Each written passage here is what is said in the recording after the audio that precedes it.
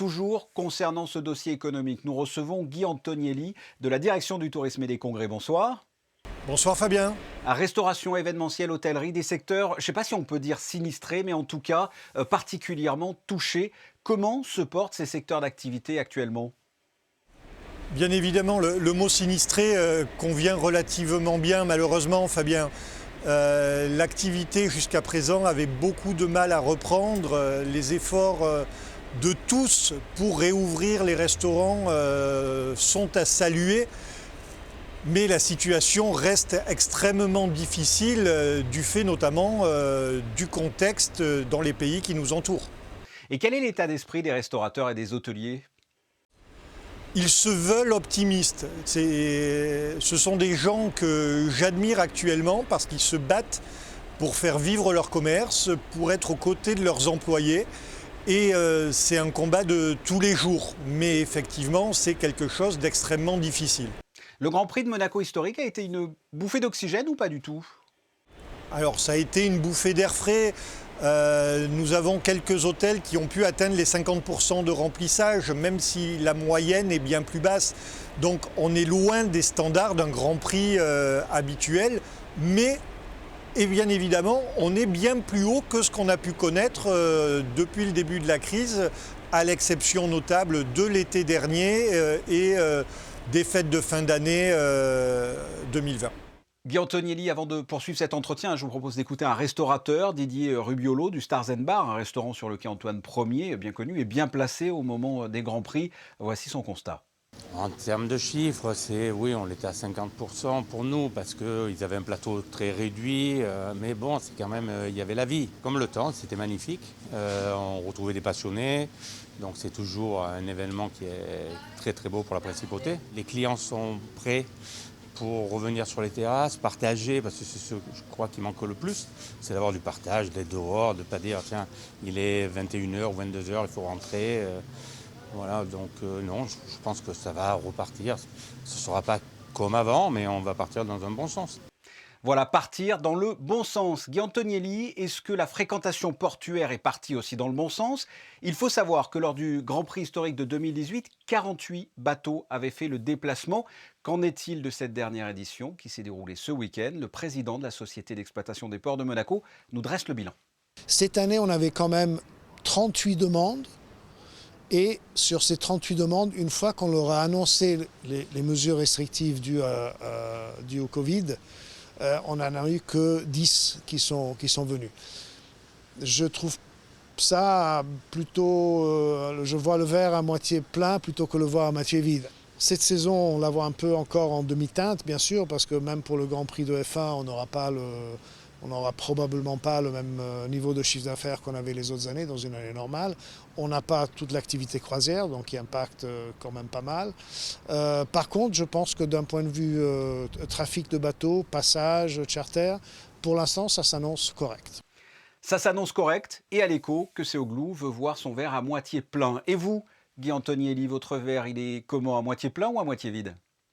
Il est en train de se remplir. C'est ce que je veux dire aujourd'hui, Fabien. Oui.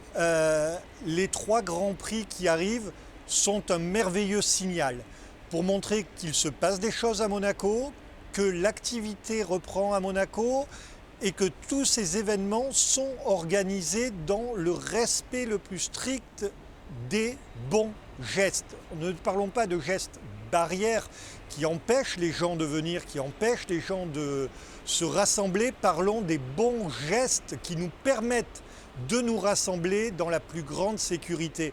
Qu'est-ce que vous appelez justement ces bons gestes ? Ce sont aujourd'hui des mesures qui doivent être assimilées par chacun et c'est des mesures de bon sens. C'est le port du masque, c'est respecter la distance avec autrui, c'est se laver les mains régulièrement, que ce soit avec du savon ou avec du gel hydroalcoolique. Ce sont toutes ces mesures de bon sens qui nous permettent aujourd'hui de voir un avenir un peu plus clair pour le secteur de l'événementiel qui est le plus largement impacté dans le monde, il faut le savoir depuis le début de la crise, et pour les secteurs de l'hôtellerie et de la restauration qui en dépendent. Est-ce que l'on peut dire que le Grand Prix de Monaco historique est un coup d'envoi cette saison estivale, même si on n'est pas encore l'été d'ailleurs ? Alors, c'est le coup d'envoi, c'est ce que nous voulons dire. même si, comme on a pu le voir, les chiffres de fréquentation ne sont bien évidemment pas ceux des années précédentes, c'est le coup d'envoi de la saison. On montre au monde entier que Monaco organise, que l'on peut venir en principauté, ce qui veut dire qu'au moment de réserver leur billet d'avion, les gens auront Monaco en tête depuis un bon moment et verront et pourront se dire que la situation est saine en principauté depuis un certain temps. C'est exactement ce message sur lequel nous devons capitaliser à travers des campagnes de communication, à travers toutes nos communications sur les réseaux sociaux et à travers tous les messages que fait passer Monaco Info également. Jean Castellini expliquait que le retour des compétitions automobiles serait un excellent signal pour l'économie, c'est-à-dire que ces 3 grands prix sont le signal de la reprise économique à Monaco. On ne s'attend pas à faire 100% sur la totalité du Grand Prix pour tous les hôtels, mais on s'attend à quelque chose de bien plus important, bien évidemment, que pour le Grand Prix historique. Dernière question, comment vous l'imaginez la saison estivale si vous avez déjà des indicateurs ou avec une boule de cristal, comment vous l'imaginez cette saison?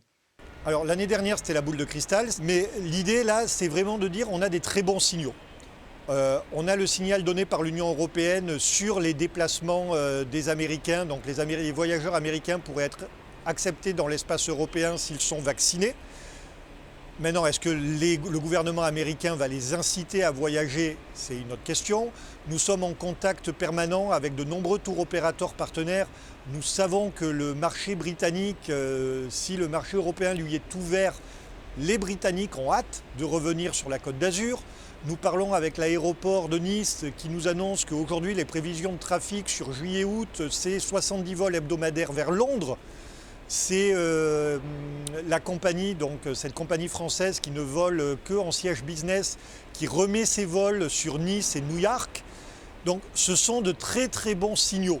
Ça ne sera sans doute pas un été normal, ça va être un été extrêmement européen comme l'année dernière, mais auquel pourront sans doute s'ajouter des visiteurs de pays qui ont déjà atteint un bon seuil de vaccination, comme les États-Unis, le Royaume-Uni, et on l'espère, le Moyen-Orient, la question russe restant aujourd'hui en suspens, même si, à l'identique, les Russes ont envie de revenir. Ce sont tous les signaux qui nous sont transmis. Vous nous avez éclairé là sur ces prochaines perspectives. Guy Antonielli, merci. Merci à vous Fabien, bonne soirée. Bonne soirée.